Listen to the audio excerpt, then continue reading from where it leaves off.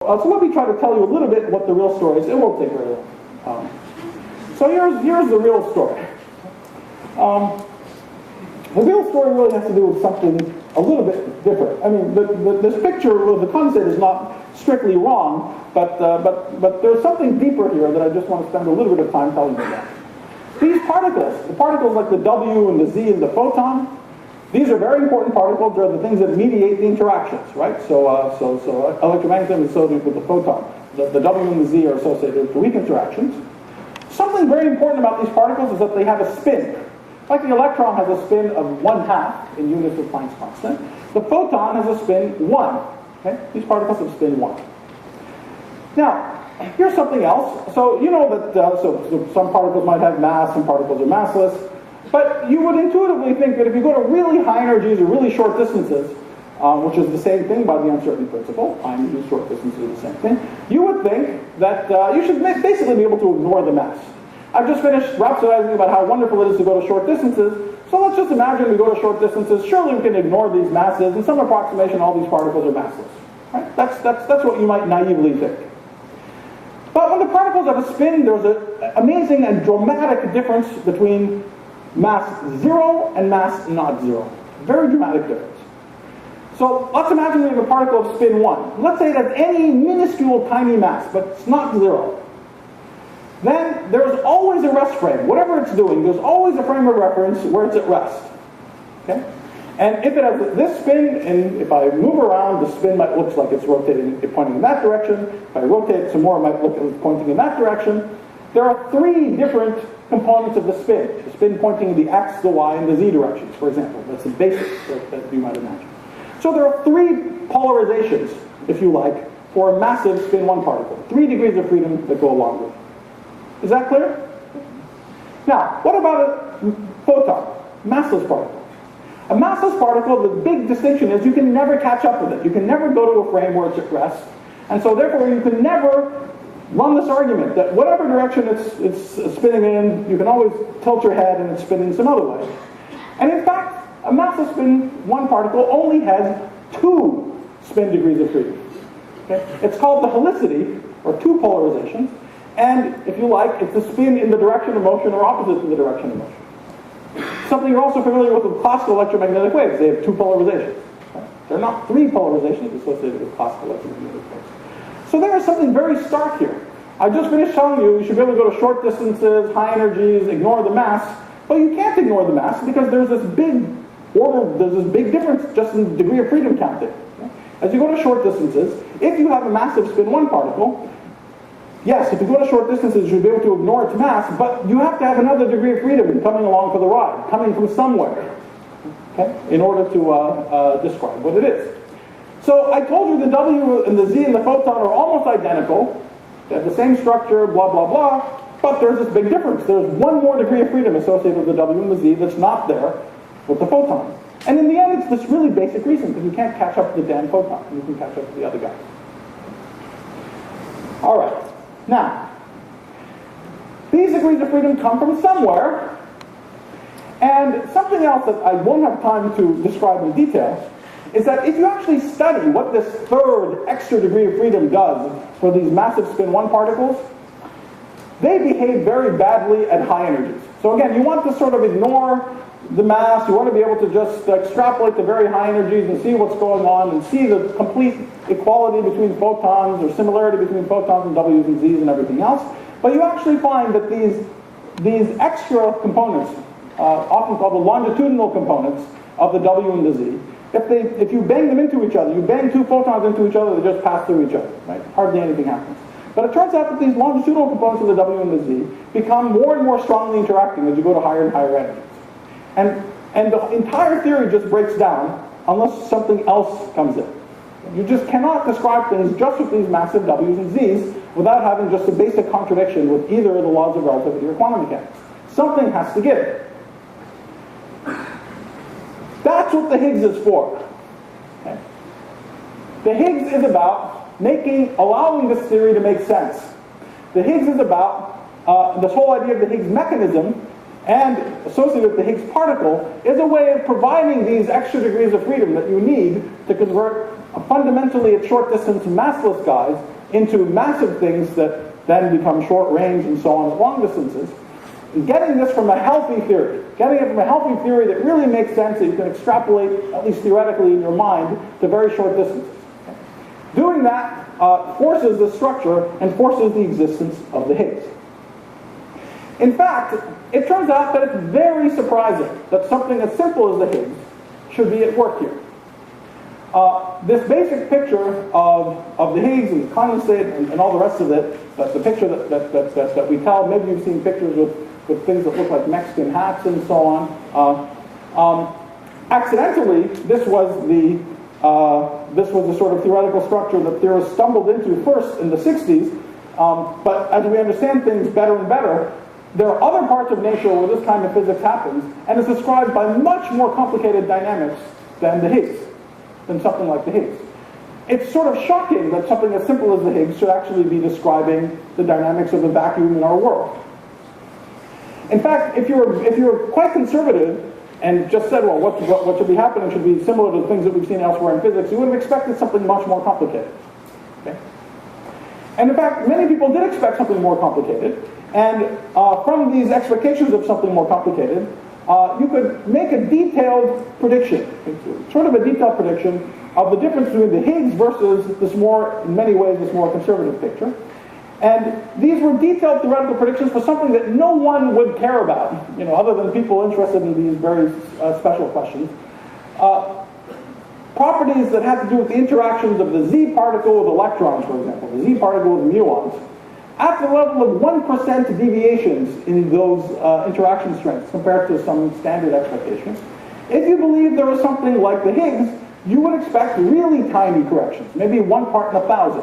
If you believed in these more complicated, more conservative, more complicated possibilities, you would expect corrections of order 1%.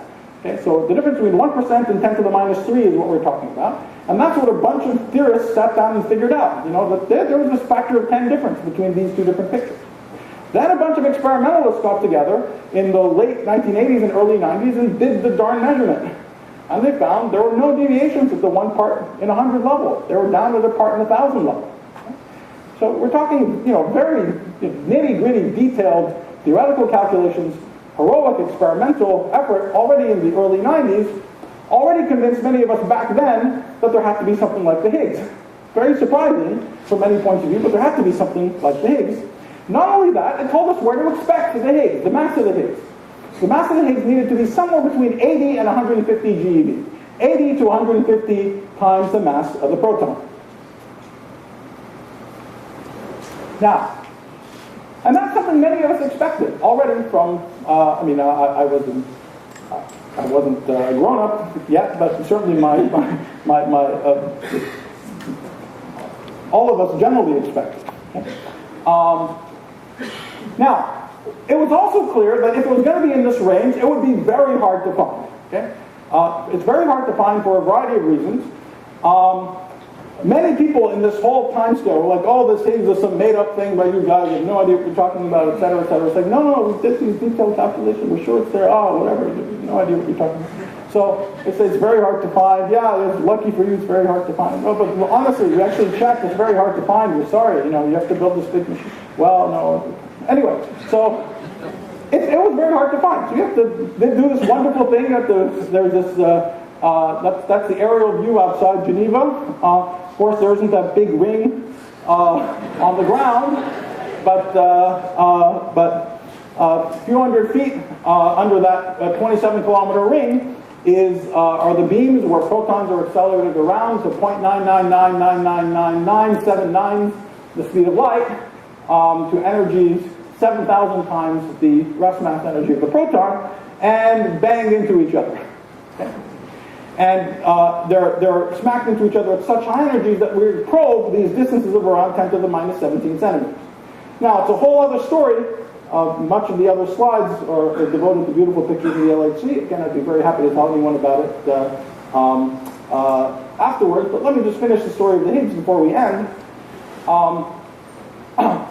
One of the things that the LHC was really meant to do was discover the Higgs. And how is it going to discover the Higgs? Well, I just told you that the Higgs has interactions with particles like electrons and things like that, but those interactions are very weak. It also has interactions with quarks, like up quarks and down quarks, things that are inside the proton. Those things are also very weak. It has big interactions with things like top quarks, W's and Z's. Those are big and nice and strong, but we don't have those particles lying around at our disposal to just bang into each other. This is why it was so hard to make the damn thing. Okay? So actually, the way it was made is quite remarkable. So you take, there's a proton here or a proton here. There are these gluons inside the proton that are gluing together, holding the quarks trapped inside the proton. And anyway, it turns out two of these gluons come out of the proton. The gluons talk to the top quark. The top quark has is strongly interacting, so they talk to the top quark. They pop a top quark, anti-top quark out of the vacuum. Now the top quarks can talk to the Higgs. So that is what produces the Higgs. So this very indirect, highly quantum mechanical process, you end up making the Higgs. Right? Now, this, with the collisions that have been happening with all the incredible heroic work at the LHC, I'll tell you, roughly 200,000 Higgses have been made so far. Okay? Around that number. That sounds awesome, 200,000. That's a hell of a lot of Higgses. That's a lot of Higgses. Now, why was it so hard? It's still not done. The reason is that around these masses we expected the Higgs to be anyway, it decays in a really annoying way. Okay? You make the Higgs, and like any other particle that you typically make, if these particles don't unfortunately come out wearing name tags saying I am the Higgs. Okay? So instead, they decay incredibly rapidly. Very roughly speaking, on a time scale of order 10 to the minus 27 seconds. That's the light crossing time to go around 10 to the minus 17 centimeters. Okay? So almost instantaneously, they decay into ordinary particles. Now what does this Higgs that we spent so much time and effort to make 200,000 of them, what is it doing? Well, the vast majority of the time, it decays to its favorite thing that it can decay to. I don't have time to explain why, but it turns out to be these things called the bottom quark. Two bottom quarks. That sounds good. Okay, so we should have, I don't know, a few 100,000 extra bottom quarks than if there were no Higgs around. That sounds good. There's a small problem. These bottom quarks can be made directly from the collisions between these two gluons, and there are, billions of them made. Okay? So seeing these few 100,000 piddly extra ones coming from these Higgses is completely hopeless. Okay? You're never going to see it. So even though you made 200,000 of these Higgses, still no can do. Okay?